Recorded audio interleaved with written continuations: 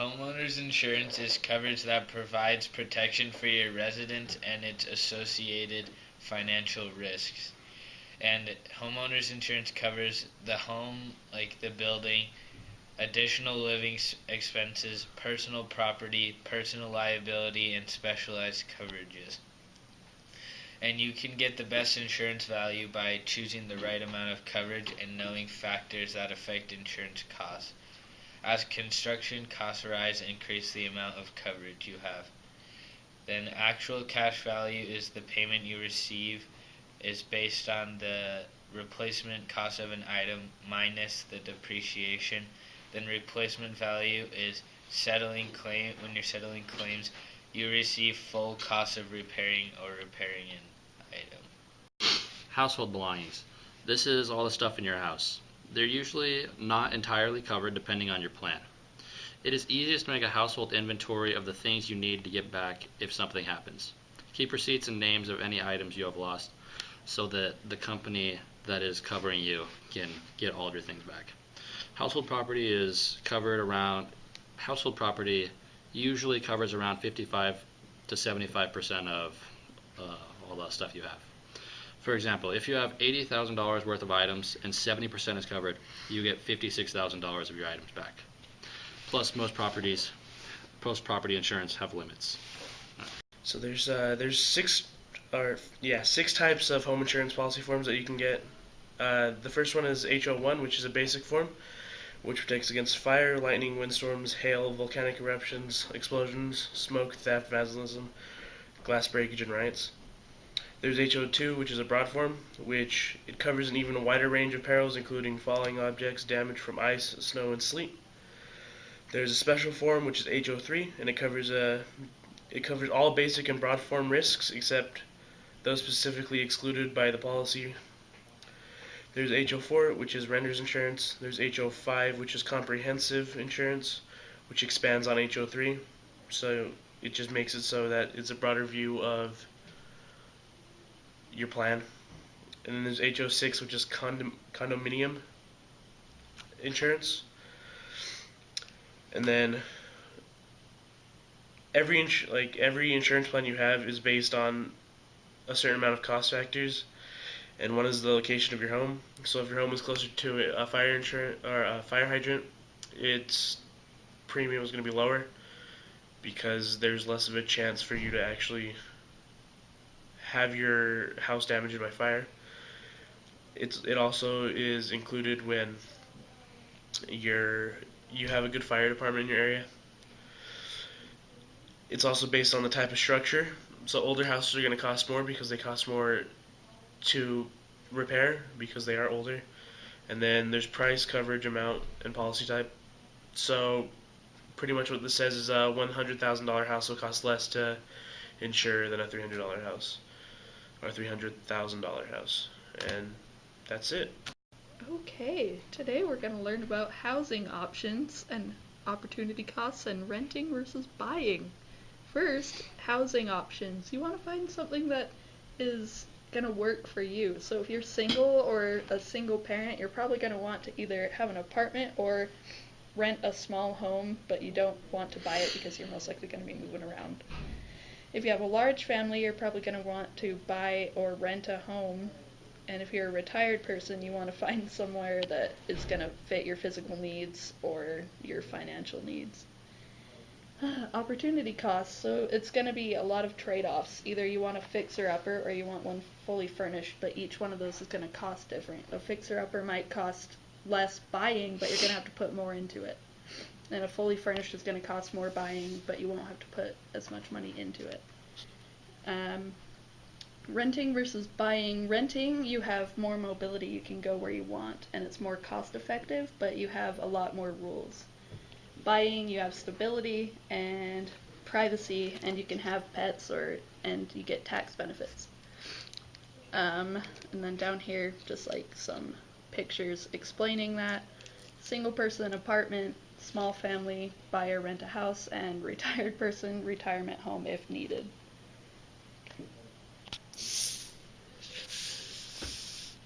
Okay, there are many different sources to find housing, such as libraries, newspapers, the internet, friends and family, real estate agents, and government agencies. Oh, okay. Alright. When picking a place to live, you must be sure that the size and costs are not too overbearing for yourself and or who you are living with.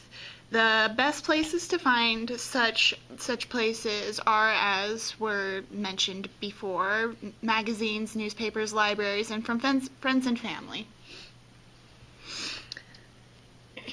Renting provides greater mobility. Moving out is easier.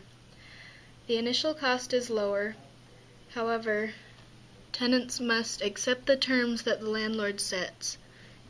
For example, you're usually not allowed to make alterations to the house. On the plus side, major repairs are usually covered by the landlord. Before you sign the lease, make sure you understand the terms of payment and etc. All right, and last, what? Okay, not last. But a security deposit is when renters put money into a deposit box for the landowners in case something should happen to the house or to anything or to the place they're living in. It usually is about 2 or 1 month's worth of rent that is put into the box. And when the renter moves out, the money is returned, except for the money that was taken out of the box to cover any damage that was actually done to the house. It is also important to get renter's insurance because most renters believe that their landlord's insurance covers them if anything is stolen or broken of theirs, but that is not always the case, and it is important that you talk over that with your landlords just in case, so you always know what's going on and what you're covered for. Now last, we have a typical lease agreement.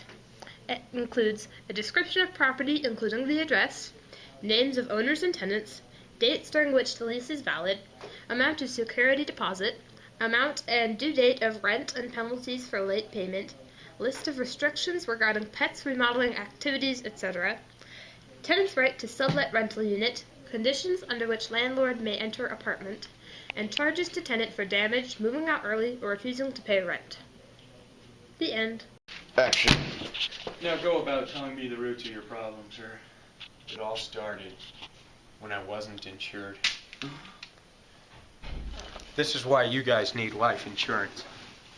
It can cover your medical costs, your surgery costs, physician visits, and there's no reason not to have it. You pay a small deductible, small amount of money, maybe monthly, bi-yearly, and all the benefits, medication, everything is 80% covered by insurance. Now, what if you have a job that offers insurance, but then you get laid off? Do you still have insurance? Yes. The COBRA Act enforces it so you can have insurance for an extended amount of time until you can land a new job. So you're considering making a purchase. What you should know before is you want to research your product, research what you want to buy, and see how much it is, if there's any alternatives. You want to research the alternatives too and compare them to the alternative products. Compare the prices, that's very important, and compare the quality. Make your purchase. Evaluate your decision of that purchase. That's all. Go. Oh, it's recording right now. Okay, so I'm just going to read off some definitions. Insurance is protection against possible financial loss. Policy is a person who joins the risk-sharing group by purchasing a contract known as a policy, usually purchases from an insurance holder. A premium is a fee for insurance. This is I'm pretty sure you pay it every month. A deductible is the set amount a policyholder must pay for losses on an insurance policy. So if you get in a car accident, you pay like 10% of whatever it's going to cost.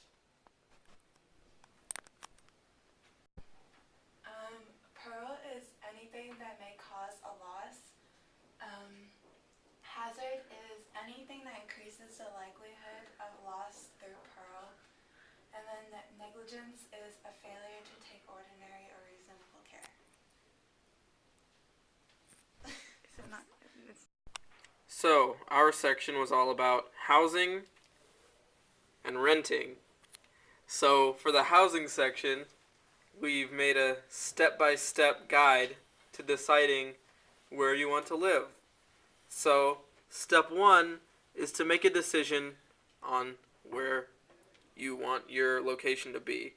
So that would mean things like how close it is to where you work, how long you plan to stay in one place, and how much privacy you want. So, for example, an apartment downtown is a lot different than a small house in the suburbs. Then step 2 is to look at your life situation. So a young single person is going to have a very different life situation than a couple with children. So a young single person might want to opt for a small apartment, while a couple with children might want to go for a house. And if you're retired, you can just go nuts.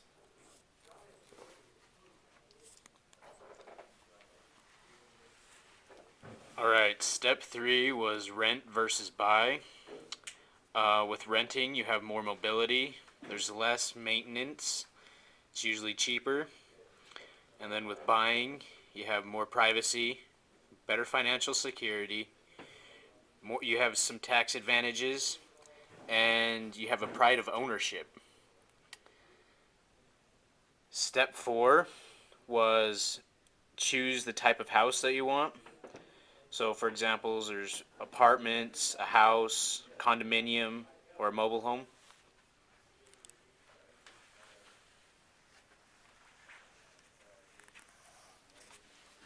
Step 5 would be to look for the helpful resources you can use to, like the libraries, newspapers, the internet, family and friends, real estate agents, or government agencies. Now, for renting, renting is all about finding a place that fits your situation the best.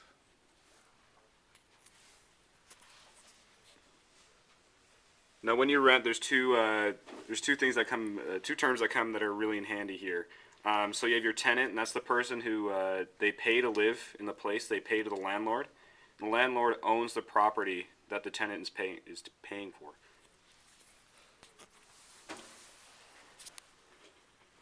Some advantages and disadvantages of finding a house is how mobile renting one is, the fewer responsibilities that it takes to actually like clean the house and stuff, because you may have a maid or something that does that for you, and the low initial costs. Some disadvantages are the financial and lifestyle and restrictions, and some legal issues. The cost factors of renting may be location, living space, utilities, security deposits, and renter's insurance. Step 1. Determine your home ownership needs. The benefits of owning your resident is that you have the freedom to change things, you can live how you want, decorate how you want, you can have a pet, you can basically do whatever you want. The drawbacks, though, is it's a lot more risky financially, it costs a lot more, and there's a lot more risk in whether it's going to go up in value or down in value. Plus, if you don't need it, it can be a whole lot of financial strain that can be avoided. Step 2. You can find and evaluate a property to purchase. You can figure out where it is. Do you want to live in the city? Do you want to live in the suburbs? Do you want to live in the country? You can plan it out for your lifestyle. If you ride the bus a lot, do it by a bus stop. If you don't, then you can live wherever you want. Sometimes it's nice to hire a real estate agent to arrange everything for you so that you don't have to do all that work. It costs money, but it's a lot of work if you do it on your own. You want to make sure you inspect the homes that you go into before you buy them, because if you don't, then you could be saddled with all of these costs for fixing things. Step 3, price the property. Make sure you know the price of the home you're selling and the one that you're buying and make sure that they're fair prices and that they match evenly with everything else, because you don't want to pay more and you don't want to get less. That's pretty simple. Step 4, obtain the financing you need to determine how much you can pay. If you only make $50,000 a year, you should not be buying a house that's going to cost more than $50,000 a year. In fact, you're probably going to want something a whole lot cheaper than that. So you're going to need to qualify for a mortgage, like a loan for your house. You're going to make sure that you have enough for a down payment, which might mean living with somebody else or living below what you could to save for that. And you're going to have to make sure that you know which mortgages do what, so that you know which one's going to be the best for you, the difference between fixed rate and adjustable rate and things like that. Last step is close the transaction. You got to get closing costs, which are the costs you get when you're finalizing everything. You have to make sure that you prepare your home for selling. You're going to want to make it look good. You're going to want to bring a whole lot of people in to see it. And you're going to want to determine a good selling price, something that's low enough that people will actually buy it, but high enough that you're still making a good profit if you can. Making sure that you have a good real estate agent if you haven't already done that, and making sure that you know exactly what you're getting into. And then you just have to buy the house, sell the house, and then you're done.